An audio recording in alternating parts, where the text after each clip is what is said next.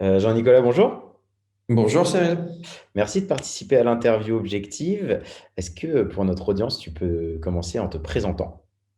Oui, bien sûr. Alors, je m'appelle Jean-Nicolas Bonafous. J'ai 44 ans. Ça va faire une vingtaine d'années, même un peu plus d'une vingtaine d'années que je travaille dans le digital.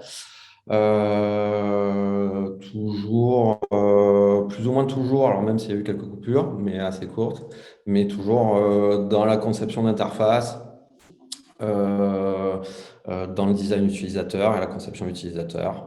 Après, voilà, j'ai travaillé à mon compte, j'ai travaillé en entreprise, enfin en société, en France comme à l'étranger, et même enfin, dans le privé, en agence de communication ou carrément en poste, voilà, dans différentes sociétés. Ok. Gros parcours, du coup, qui maîtrise bien, du coup, toutes nos méthodes de travail, ces gestions de produits digitaux. Et aujourd'hui, tu travailles chez Achille. Tu peux peut-être nous présenter Achille? Oui, bien sûr. Alors, Achille, j'ai rejoint Achille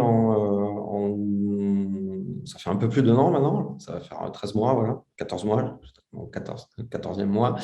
Alors, Achille, alors effectivement, on est un nouvel entrant dans le secteur on va dire, de l'assurance digitale, parce qu'il y a certains termes qu'on n'aime pas trop, en fait, chez nous.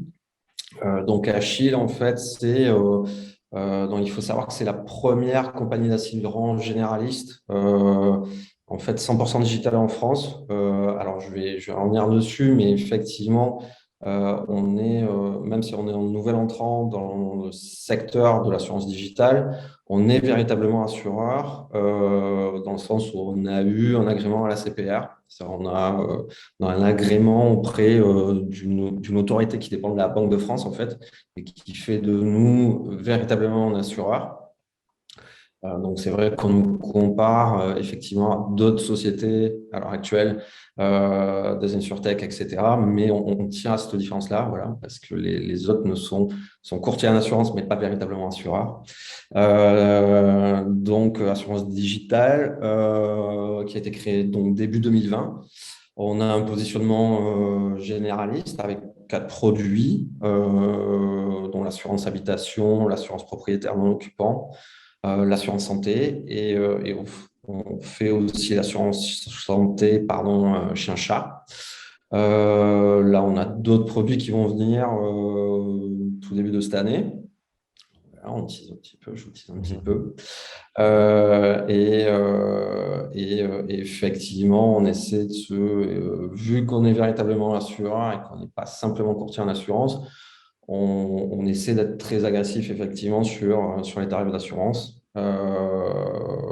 Donc avec effectivement, par exemple, une assurance habitation qui commence à partir de 2,20 € par mois. Voilà, je crois que on n'est pas trop mal placé chez les comparateurs à l'heure actuelle. Voilà. Chacun peut faire le test d'ailleurs. Ce qui va intéresser notre audience, puisque on paye tous nos assurances, enfin j'espère, nos assurances habitation. Et donc du coup, toi, tu travailles plutôt sur le design des produits digitaux chez Achille. Et la première question de notre interview, c'est la mesure de l'expérience par rapport aux utilisateurs. Comment est-ce que sur vos produits digitaux, comme forcément vous êtes une assurance 100% digitale, vous avez mesuré le besoin utilisateur au démarrage pour en arriver à votre offre actuelle? Alors, je pense on a essayé de prendre beaucoup de hauteur en fait dès le départ, et on a essayé d'avoir deux axes de réflexion quant aux besoins utilisateurs et besoins clients. En fait, nous, c'était intimement lié, je pense. Enfin, je pense, je suis même certain, mais on avait deux axes de réflexion. C'est-à-dire, le premier, c'était le besoin d'avoir un produit assurantiel pur qui soit innovant, qui soit intéressant, c'est-à-dire par ses caractéristiques purement de produit assurantiel, c'est-à-dire les garanties du produit, la facilité de souscription, etc., parce que c'est très important. et un besoin digital qui était lié du coup. Et là, on est sur un besoin véritablement utilisateur en termes UX, d'expérience utilisateur tel qu'on peut l'entendre, et qui se voulait dans la simplicité et dans la facilité d'usage et de gestion en fait de son assurance. Et c'est-à-dire qu'en clair, je pense on a réfléchi avant tout sur le process, aussi bien sur le produit que sur le digital, en fait, que sur l'expérience utilisateur, les deux étant très mêlés. Et c'est un peu, je pense que c'est notre culture chez nous qui est partagée véritablement, pas seulement dans les équipes qui sont UX ou au design ou autres, mais aussi dans l'équipe produit purement assurantielle. Et c'est véritablement la base de tout, c'est ce process-là. Et j'aime bien citer une phrase, une citation en fait de quelqu'un qui n'est pas très connu en fait, qui est Thorsten Dirks, qui était l'ancien CEO de Telefonica en Allemagne. Et je crois il est DG chez Eurowings maintenant, mais cet homme a eu une phrase très vraie, qui est un peu brute, mais je vais vous la faire en anglais, mais c'est When you digitize the shitty process, you have a shitty digital process. Donc effectivement, si le process métier déjà à la base n'est pas très bon, on va avoir une expérience digitale qui sera mauvaise aussi. Donc c'est vraiment l'approche, je pense, qu'on a eue à la base. Et pour y répondre en termes de méthodologie, on a été sur du design thinking véritablement, donc immersion véritablement, de l'UX bien sûr parce que ça en faisait partie. Et on a aussi beaucoup forcé sur le human design. C'est-à-dire qu'on estime qu'avant qu'il y ait une expérience utilisateur, on a une expérience humaine. Donc, c'était très important pour nous, en fait, de répondre à ce besoin-là. Et là, je pense que c'est vraiment l'élément, enfin, cette recherche en human design. On s'est appuyé d'ailleurs sur des méthodologies qui avaient été créées par des anciens, mais qui sont très jeunes du MIT et qui ont une approche très récente et très moderne quant à l'expérience utilisateur et au rapport utilisateur et humain. Et je pense que c'est vraiment un élément différenciant qu'on a par rapport à d'autres sociétés comme la nôtre. Ouais, c'est Voilà. hyper intéressant parce que c'est quelque chose qu'on voit, on l'a traité dans un talk qu'on avait fait avec Christophe chez Limpide, Ouais. qui parlait de l'expérience justement à la base, vraiment la définition de l'expérience dans l'achat des billets de train. Et on prenait l'exemple de Trainline qui en fait avait repris point par point tout le process de vente de la SNCF et avait simplifié chaque étape. Et en fait, alors là, on est sur une société externe qui recrée un process, mais c'est un peu la même chose, c'est de se dire, bah, comment est-ce que tu simplifies le process, tu fais en sorte qu'il soit bien avant même de le digitaliser. Et ça, c'est des sujets hyper intéressants. Nous, on en traite aussi avec InProcess, à qui je fais bonjour, je fais un bonjour, sur le design de service aussi en amont de l'expérience utilisateur. Et toute cette définition de l'expérience, bah, elle est assez importante. Aujourd'hui, comment est-ce que vous traitez les besoins business, stratégiques, utilisateurs pour définir et répondre à ces objectifs? Quelles sont les méthodes, les moyens que vous utilisez, vous? Différent et un peu mêlé à la fois. Alors, c'est vrai que, comme je te disais, c'est vrai qu'on a été très focus sur le human design parce que, voilà, on estime que, déjà par notre cœur de métier, en fait, on est là quand même pour protéger les gens, leur offrir une protection. Donc, on est vraiment au cœur de l'humain. Donc, nous, c'est avant tout voilà, offrir une réponse humaine, même dans le parcours digital ou dans les outils qu'on va proposer. Donc, ça, c'est vraiment la base de la chose. Côté objectif, ouais, stratégique, business et utilisateur, bah, euh, ouais, on peut les prendre dans l'ordre, mais stratégiquement, c'est vrai que nous, notre volonté, c'était d'être un acteur, de se poser à l'heure actuelle comme un acteur incontournable sur le marché de l'assurance, qui connaît à l'heure actuelle une véritable révolution, comme a pu le connaître le secteur de la banque il y a quelque temps. Et en se plaçant véritablement comme fer de lance en France sur ce secteur-là. Comment on a réussi d'un point de vue stratégique? Avec un positionnement généraliste. C'est vrai qu'on ne va pas chercher du marché de niche très particulier. Voilà, on propose nos propres produits et il faut que ce soit vraiment des produits d'appel, c'est l'habitation, voilà, et d'autres produits qui vont rentrer, qui vont arriver dans l'année, mais on se base véritablement sur des produits assurantiels, on va dire, classiques. On s'appuie aussi sur cet agrément dont j'ai parlé auprès de la CPR et qui nous permet d'être une véritable compagnie d'assurance. Et c'est vrai que voilà, on cherche un scale-up et notre projet, c'est d'atteindre rapidement une taille voilà, assez importante en termes de clients par rapport et de notoriété par rapport à ces produits qui sont qualitatifs et aussi par rapport à nos services, au care, voilà, tout ce qu'on peut apporter à nos clients. Euh, Côté business, bien sûr, c'est le nombre d'assurés qui va être important pour nous, les contrats. On vise 200 000 assurés d'ici 2 ans. Ça a été défini. C'est vrai qu'on est une start-up. Là en seed, on a eu la plus grosse levée en seed, en fait, à l'heure actuelle. Après, ça va être en fonction, voilà, notre business plan va évoluer en fonction de nos performances. On va adapter ça. Mais voilà, c'est vraiment répondre aux attentes et besoins actuels des utilisateurs, quoi, en termes de services, de réactivité, de flexibilité, de rapport qualité-prix. Et puis pour nous, l'enjeu, voilà, à travers nos outils digitaux et puis le relationnel qu'on peut avoir aussi bien nos commerciaux que le care, que le support client, voilà, c'est de maximiser la conversion et la rétention de nos utilisateurs en leur fournissant un service vraiment premium. Et puis c'est vraiment voilà, réduire le churn, c'est-à-dire le taux d'attrition et favoriser véritablement cette satisfaction client. Et justement, on va rentrer un peu plus dans l'opérationnel pour favoriser une expérience client sur un produit digital quand tu es une boîte comme Achille. Il y a quelque chose qui est assez important, nous, on applique sur nos projets clients aussi chez Limpide, c'est l'amélioration continue. Et aujourd'hui, vous, quelles méthodes et outils vous utilisez pour justement designer l'expérience de vos produits digitaux en continu avec les équipes?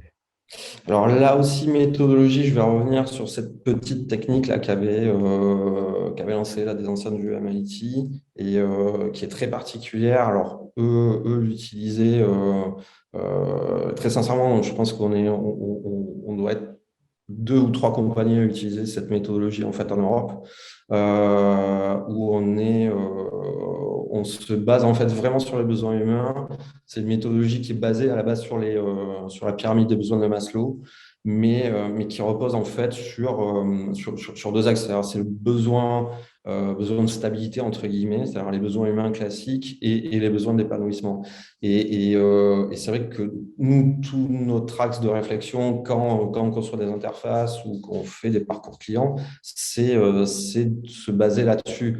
C'est clair qu'un un de nos clients qui va se connecter parce qu'il en dégage des choses chez lui, va se connecter sur son espace client.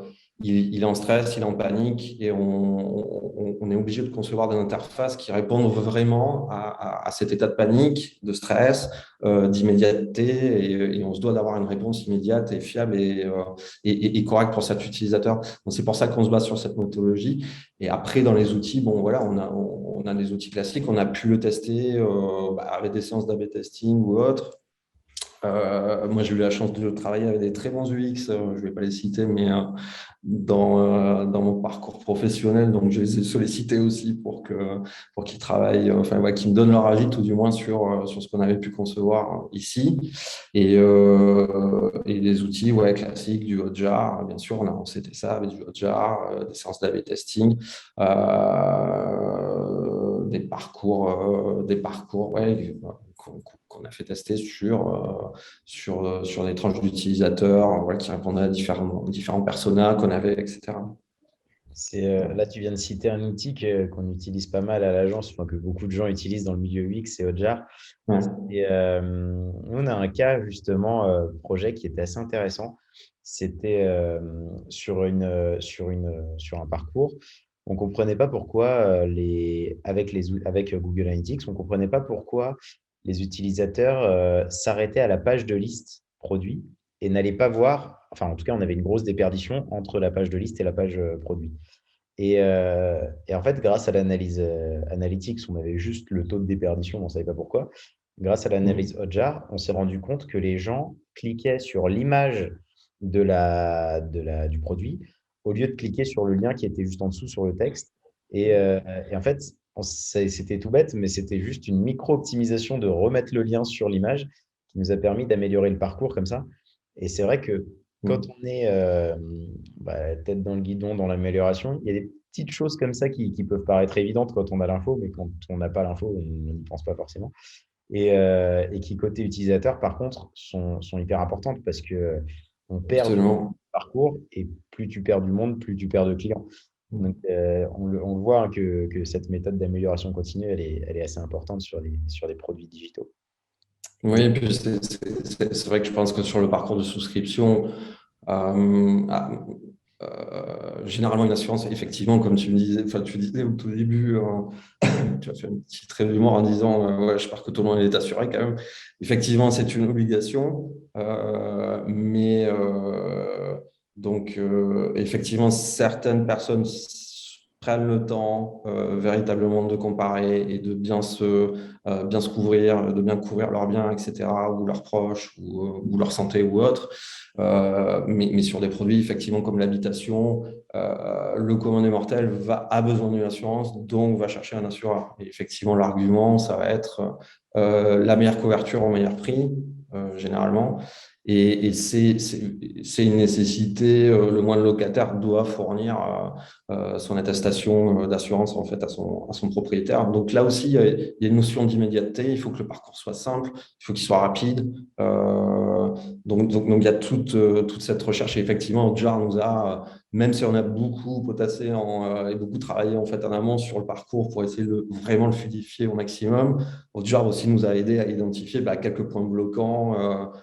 Ça, parce que voilà, on a eu deux champs de saisie qui étaient côte à côte et il suffisait simplement de les mettre à la verticale. Voilà. Mais ouais, c'est un outil qui est encore très pertinent à l'heure actuelle. Et ça, justement, c'est un vrai sujet sur le besoin utilisateur, la compréhension. À titre perso, j'ai changé d'assurance il n'y a pas longtemps, enfin de changer de logement, et du coup, il me fallait une nouvelle assurance. Et en fait, c'est tout simple, mais le choix de son assurance, moi qui travaille dans le digital, elle est très orientée sur l'expérience proposée et pas forcément sur les produits dans un premier temps, en tout cas. Et, euh, Ouais. et en fait, je pense qu'il y a beaucoup de gens qui pensent aussi comme ça, c'est de se dire, bah, je préfère louer une voiture sur une startup qui a une expérience digitale hyper simple. Je préfère louer un logement sur Airbnb plutôt qu'à l'hôtel parce que je peux tout faire en ligne sans me prendre la tête. Et cette notion-là, elle est hyper importante. Par contre, il faut que l'expérience soit fluide et qu'un utilisateur puisse s'approprier l'outil ou le service digital. Et vous, aujourd'hui, comment est-ce que vous faites pour que vos utilisateurs s'approprient justement le service? Comment est-ce que vous les onboardez dans l'appli ou sur le site? Il y a un accompagnement en fait qu'on a voulu, là aussi qu'on a véritablement pensé en amont avec le produit, en fait, le produit assurantiel pur et dur. C'est-à-dire proposer voilà, la meilleure couverture immédiate, signer son contrat numériquement très rapidement et obtenir, on va dire, par exemple, son attestation le plus rapidement possible voilà, pour une assurance habitation, pour la passer, par exemple, à son propriétaire. Et c'était reporter en fait tout ce qui était classique, c'est-à-dire tout ce qui, entre guillemets, hein, c'est-à-dire tout ce qui, dans l'imaginaire, reste propre à une assurance. C'est-à-dire, je dois m'assurer, il va me falloir le scan de ma carte d'identité, mon passeport, je ne sais pas, des quittances de loyer, paye, enfin, n'importe quoi, voilà, tout ce qui est pas de paperasse et tout ce qui est véritablement chronophage ou autre. Alors déjà, il y a beaucoup de choses comme ça qu'il ne faut pas. Par exemple, une pièce d'identité, c'est pas nécessaire. Mais dans l'imaginaire des gens, c'est vrai que généralement, ils pensent qu'il faut une montagne de papier pour s'assurer, alors que pas du tout. Et il faut quand même quelques éléments, mais ça, on a su le déporter, on va dire, après. C'est-à-dire que dès que le parcours est fait, il y a un accompagnement par email. On invite de suite l'utilisateur quand même à créer son compte pour le valider et qu'il ne soit pas perdu. C'est-à-dire que là aussi, on est dans un secteur où on fait appel à nous parce que on a besoin d'un contrat d'assurance, mais généralement, après, les gens nous oublient. C'est-à-dire que si tout va bien chez eux et qu'ils n'ont pas de dégâts, effectivement, ils n'auront aucune raison de venir se connecter à l'espace client ou aller sur leur smartphone pour se dire tiens, je vais voir où en est mon contrat d'assurance. Ils ont tendance à nous oublier jusqu'à ce qu'il y ait effectivement qu'ils aient un petit pépin, un dégât des eaux ou autre, par exemple. Donc là, oui, ils reviennent vers nous, mais on essaie à chaque fois voilà, de les amener quand même dans l'espace client, de les onboarder véritablement dans l'espace client en leur disant voilà, vos attestations sont là, s'il y a un souci, c'est ici, etc. C'est-à-dire on les guide, on leur fait quand même un petit tour du propriétaire de l'espace client qu'ils arrivent au moins à se l'approprier, le temps qu'ils récupèrent, voilà, les documents dont ils ont besoin, mais que visuellement, en fait, ils arrivent quand même à s'approprier cet endroit, même s'ils ne vont pas y venir régulièrement. Et qu'ils aient au moins une mémoire visuelle en fait, de cet espace qui est le leur, le jour où ils auront effectivement un sinistre ou une demande à nous faire ou autre. Après c'est vrai que les demandes, bon, ils peuvent les faire directement depuis le site sans se connecter parce qu'il y a le chat et puis il y a le CAR qui est là quand même pour leur répondre. Mais c'était vraiment accompagner, aider, faire beaucoup de prévention, enfin beaucoup de, pas de prévention, mais de enfin, même si on en fait un peu, mais vraiment accompagné avec de l'aide et sur la bonne gestion de son contrat et sur l'espace client, c'est-à-dire dès qu'on a terminé le tunnel, voilà, s'approprier, se connecter à l'espace client et s'approprier cet endroit-là. Et Donc l'onboarding était vraiment voilà, focalisé sur cette partie-là. Ouais. et ce qui est d'autant plus important dans le secteur de l'assurance, puisque bah, tu l'as dit, hein, généralement, quand on se connecte à son espace client, c'est qu'on a un problème. C'est ça. Et dans cette période de stress, dans ce moment qui n'est pas toujours agréable, bah, en fait, si en plus on doit se prendre la tête sur son espace connecté, son espace client, Ouais. bah là, forcément, t'as une déperdition de ton attrait pour la marque. Et Oui. le risque, c'est d'avoir un churn derrière qui augmente parce qu'en fait, c'était compliqué de se faire rembourser Oui, son- mais c'est pour ça qu'on a voulu une interface très iconifiée, voilà, pas de menu complexe. Je crois on a des entrées directes, il n'y a même pas de menu, enfin, il n'y a presque pas de menu à part l'aide en haut et la déconnexion, mais on l'a véritablement pensé comme une app, en fait. Même en desktop, en fait, même sur navigateur, on a vraiment pensé cet espace client comme une app, ce qui n'est pas le cas, je pense, chez nos concurrents. C'est-à-dire qu'effectivement, il y a un menu applicatif classique sur la gauche, avec des chevrons, ça se maximise, etc. On voulait vraiment faire ça et avoir véritablement une interface qui soit très ludique, quoi. C'est des gros boutons, on clique dessus et j'ai un bouton en retour et c'est très, très simple en fait d'utilisation. Nous, on a eu un cas client. On a travaillé sur le projet FlexiMove de Total, qui est leur outil. Le groupe Total a un outil d'expatriation qu'on a créé pour eux. Donc, quand on est expatrié, on change de pays. Et en fait, cet outil permet de gérer son visa, son logement, la scolarité des enfants, enfin, voilà, tout ce qu'on a à gérer qui est très stressant quand en plus on change de travail. Et on est un peu dans cette logique-là aussi de se dire, OK, c'est un moment de stress, comment on le simplifie? Et en discutant avec les utilisateurs, on est arrivé à des conclusions un peu proches avec des grosses rubriques assez simples d'utilisation. On peut aller facilement à l'information. Jouer aussi sur du smiley, de l'emoji souriant à certaines étapes pour onboarder, pour aussi voilà, ramener un peu de joie et de facilité dans le process. Et on s'est rendu compte que ça fonctionnait bien. On a des retours utilisateurs qui sont très positifs. Et donc, du coup, on voit en fait que ce genre d'interactions sont hyper importantes. Et comme on disait, en fait, c'est toujours se baser sur l'utilisateur pour proposer une expérience performante. Bien sûr. Et en tout cas, bah, je te remercie d'avoir participé à cette interview. Avec plaisir. J'invite notre audience à aller voir le site d'Achille, ton LinkedIn, te contacter aussi si ça t'intéresse d'avoir un peu plus d'informations. Bien sûr. Et je te dis à bientôt. Merci. Merci Cyril.